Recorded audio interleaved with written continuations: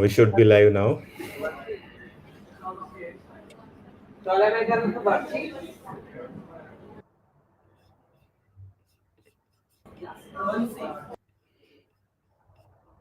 Yeah, we are live. So good evening, everyone, and wish you a very happy new year since we are meeting first time in 2024. Today we are back with another OT security huddle session, and this time we are talking about zones and conduits according to IEC 62443. We plan to do multiple sessions on this particular topic, but today we will be focusing on the Greenfield specific zones and conduits. Joining me is our regular Manjunath and Prashant AC. You know him from various forums, and I know him from last 4 or 5 years now. And before I introduce him, a big thanks to both of you, Manjunath and Prashant, for accepting this invite and then coming on this forum to speak on your this particular topic. As the market grows and these regulations are coming, specifically in Europe, NIS2, the Cyber Resilience Act, there is an increasing demand on OT security, and people really look forward for such sessions. So now quickly about Prashant. I know him for around 5 years now. And 5 years back, when I first met him, he was giving a workshop on 62443 back then. And that was the time that only few person were available in India who knew 62443. And to my surprise, he was the first one to do it from India. And back in 2019 itself, all the 4 certifications according to IEC 62443. And during those days, the certification need to be done not in India, but either in Europe or US. So he is having that much experience on this specific topic. So again, warm welcome to both of you. And let me now begin on the agenda of the day. So we'll be speaking about zones and conduits according to IEC 62443. And before we begin, a friendly disclaimer that whatever we are speaking here on this particular forum is out of our personal interest and passion about this OT security topic. And this has nothing to do with the organization we are associated with. So we have a lot to do in this 1 hour session. Approximately, we'll be covering 45 minutes to 50 minutes on the discussion, and then we'll be taking up some questions. What we will be doing is we'll be discussing the building blocks of IEC 62443, then zones and conduits, a brief introduction about them, the life cycle of security program, what is the differentiation between a Greenfield project and a Brownfield project, the life cycle of zone and conduits, and finally, the models according to IEC 62443. Again, a big thanks to you, Prashant and Manju. Now I hand it over to you, Prashant, for talking about the topic. Thank you for the kind words, Shiv. And it's my privilege to be part of the team as well as among the very knowledgeable gathering, I would say that. So in this 1 hour session, we are going to discuss these agenda points. So you might be hearing some coffee grinding machine in the background. So I'm in a Starbucks in airport. So kindly enjoy this coffee grinding machine. I think you will be having a feeling of coffee. Yeah. Let us discuss this, the building blocks of ISA 62443, because these are the main 3 points around which 62443 revolves around. So it is zones, conduits, and security levels. Here I mentioned security level target, but I also mean security level achieved and security level capability. Yeah. Uh, Zone is, as most of us know by definition, zone is basically grouping of the industrial control system components and systems which are having a common security requirements. Now the definition is simple, but grouping the systems in zones is pretty complex. It depends on the organization, right from the organizational culture to strategy to policies and how is the previous experience of the organization. I mentioned about the culture, that is very specifically cultural rigidity for change. That is Industry 4.0 if you want to really change. However, this discussion is for Greenfield. So we can safely omit that particular difficulty, and that is the advantage I'm going to discuss in future slides. A conduit is also a zone. It's a special kind of zone where you group the communication channels. So we call it as channels. Don't confuse this with manufacturing channels. These are communication channels. Now, the security levels, three security levels: target, capability, and achieved. Capability is basically on the component systems, which we talk from the perspective of OEMs who manufacture them. Target and achieved is from the perspective of asset owner in combination with service provider or system integrator. System integrator as well as system maintainer perspective, I would say. Yeah, next slide.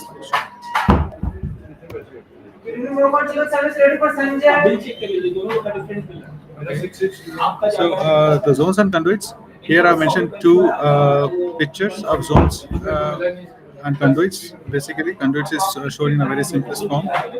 The zones is the left side picture. Zones are nested zones. You can see that. Now there is a specific message here on the left hand picture and the right hand picture.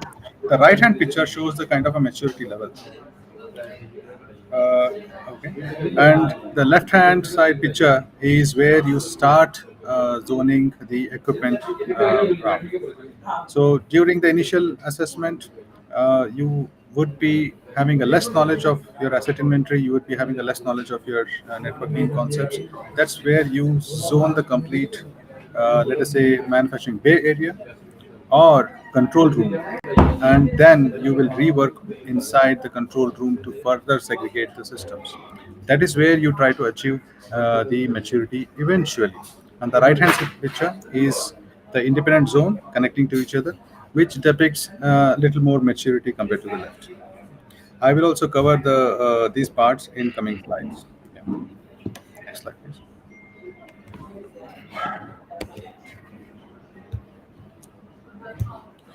Okay, this is a security program IACS life cycle. This is for the automation lifecycle, and this picture is made by the subject matter experts from IEC 62443. We have seen the lifecycle like this in various other blocks as well, and we can see that it starts from specification to decommissioning. Because this discussion is around the greenfield, we will not touch the decommissioning, but specification. You can see various points in these points in this picture. The problem with this picture is it is tip of iceberg. There are a lot of activities which have to be planned even for the brownfield using this picture, and the responsibilities are depicted correctly. The RACI matrix, yeah, and the roles to be played by various players. So keeping this picture in the background, we will assess what is required for the greenfield to maintain the zones and conduits, and where does it start from, okay? And how that eventually gets matured. Okay, next slide. Sure. Okay.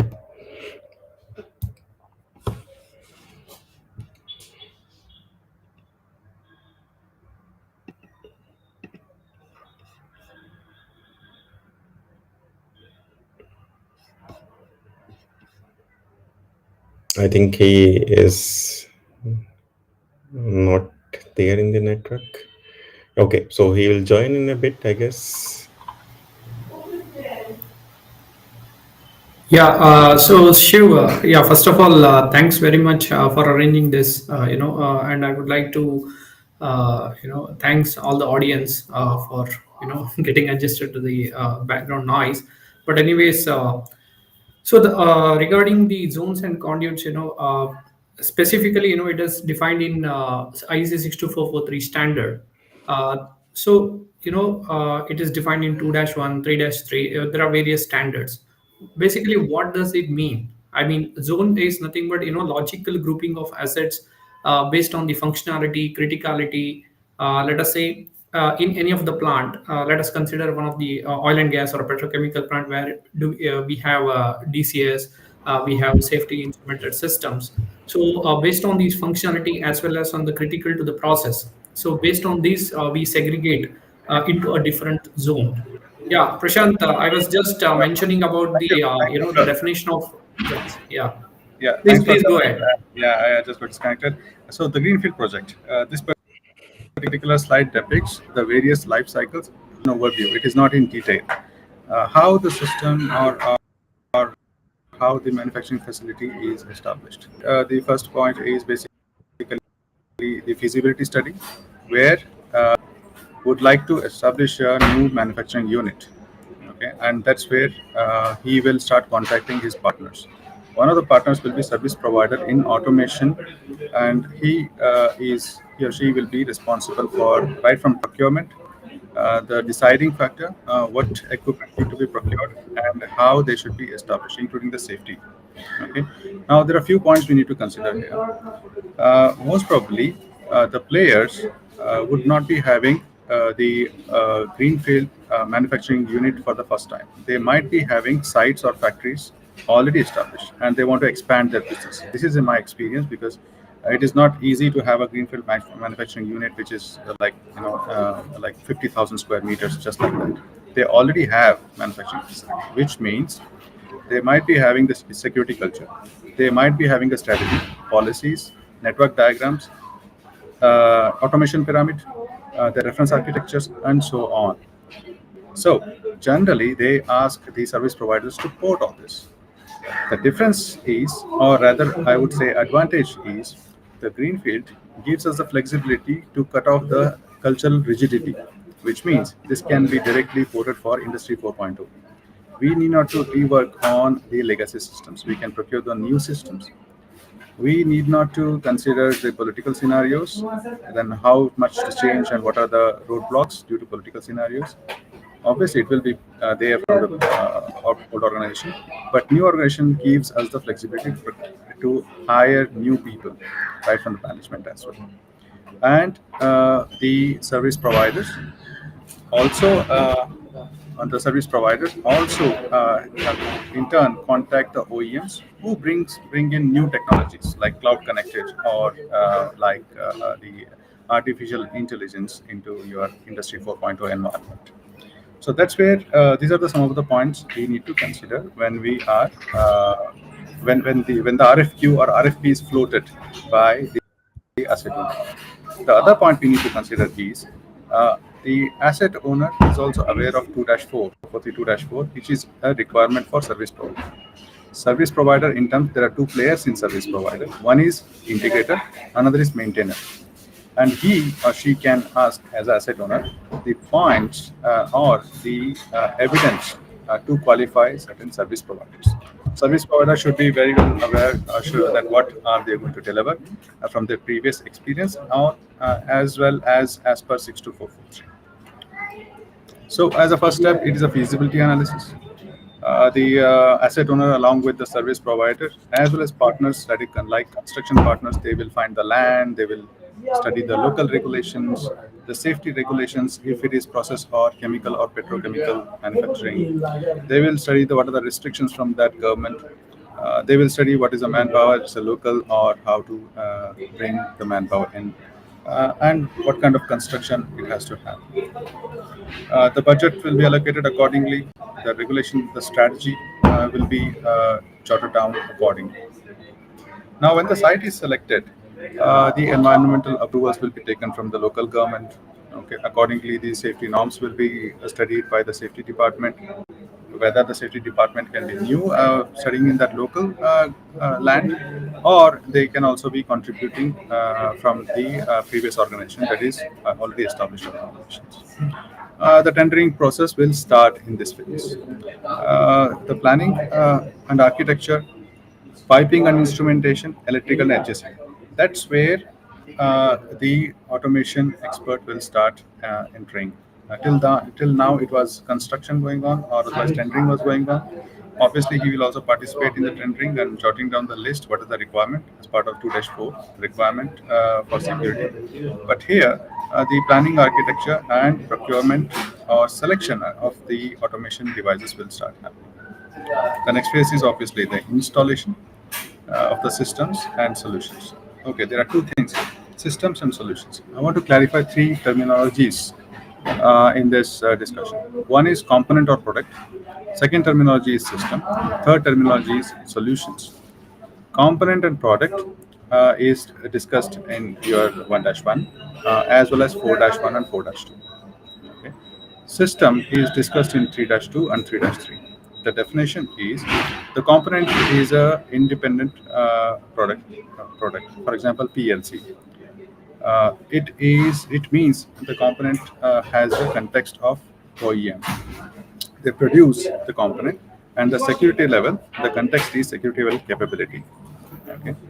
The security level target and achieved is not being addressed. It is a component with a general target, and then the asset owner can use it for certain applications. Now the second terminology is system. Now the system is also being manufactured by OEM, having a security level capability. But here there are multiple components involved in the system. Now the aspect here is also from the OEM to address certain group of applications. Now solution, okay, the system as I explained it is 3-2 and 3-3. The solution is from the perspective of the system integrator, that is service provider or system integrator. Okay. It is also containing the perspective of asset owner, and it contains the complete automation solution to address a specific physical problem or manufacturing problem, I would say, problem statement. Now, this might contain the components grouped or supplied by OEM, a single OEM, or multiple OEMs. And this will be maintained or assembled by the service providers based on the requirements of asset owners. So these three terminologies will be covered. Now, the solution definition is covered in 2-4. If you check the solution definition, it is clearly covered in 2-4 of 6-4. So the irony here is even the OEMs interchangeably use these terminologies without context. So if you use solution in terms of system, you mean something else as per 62443. That is one thing we need to take care when we are using as per 62443. Now, once these solutions are installed, now the process of FATs and SATs, that is conformance test, will start. In FATs and SATs, you will do verification, validation. Even it is possible to employ penetration testing. The policies and procedures are being employed. For that, we need to draft the policies and procedures as per the new installation. We need to train the people. We need to communicate these policies. We need to communicate the correct procedures to how to handle these equipment, that is devices as well as systems. Now, this is also from the perspective of incident response. In terms of incident response, how people should respond in what time frame, okay, as well as recovery. What is the RTO and RTOs? All these things will come into picture. Okay. Okay, and typing sound, keyboard sound is also okay. I'm trying my level best. Hopefully. Okay. Let me speak a little loud. Now, the commission happen as a last stage. Okay. During the commissioning, it's basically hand over the automation solution or the Greenfield project to asset owner for the custodial aspects. So, asset owner will be having the custody of this automation solution from the regulatory perspective as well. The compliance, that is regulatory compliance, one has to show before the commissioning in terms of critical manufacturing, specifically chemical manufacturing. The maturity, obviously we have to plan the maturity. It might start with from the basic, but how the maturity will be carried on as per the timeline, we need to plan. This again depends on the strategy. So I'm linking various components here in this Greenfield project. This is important because we are going to refer this Greenfield project timeline further on zones and conduits. We are coming to our subject after this background. So the process and maintenance, obviously maintenance is during the operation. So the service provider, that is maintenance, will come into picture. So this is the very high level overview of the Greenfield project. It might take years or at least months, not years, to establish a mature greenfield project, specifically with the latest technologies. Okay, this I had experience with one of my previous employers. So it is pretty complex. Okay, next slide.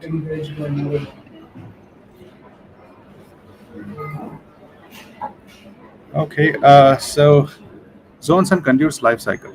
So here I mixed or I overlapped two models here. One is the model which I just shown for the Greenfield project, how it is established. The another model which I overlapped here is the automation life cycle. And then, with my experience in the background of 62443, I overlapped the list of activities which has to be performed under each part of this life cycle. There are this list is not an exhaustive list because the limitation of the slide I cannot involve or include every point, but this is the high level or important points I would say I have tried to include. Below point is basically the inclusion or reference of the parts of 62443 which are relevant, and then we can refer to the standards. Okay. So first one is basically specification as per the automation life cycle and how it overlaps with the greenfield project. The strategy. Now, this zoning will start right from the very beginning, which means, as per 62443, 2-1, that is where the story starts. The asset owner, he have the business requirement, and all the other players will try to satisfy that business requirement. That business requirement is to establish a greenfield. So he will make a strategy, and during that strategy, he will have the business rationale for that. Now, once that business rationale is established, based on business rationale and strategy, we will perform a high-level risk assessment.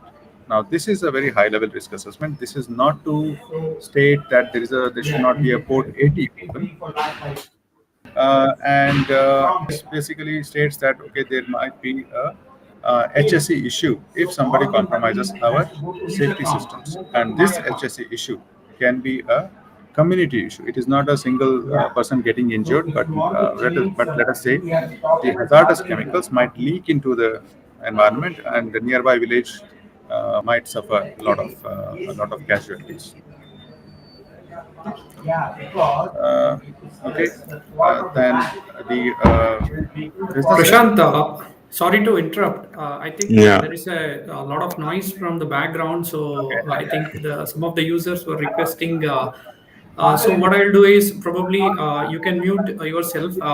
I'll talk something about zones and conduits based on my experience, and I'll share you my experience.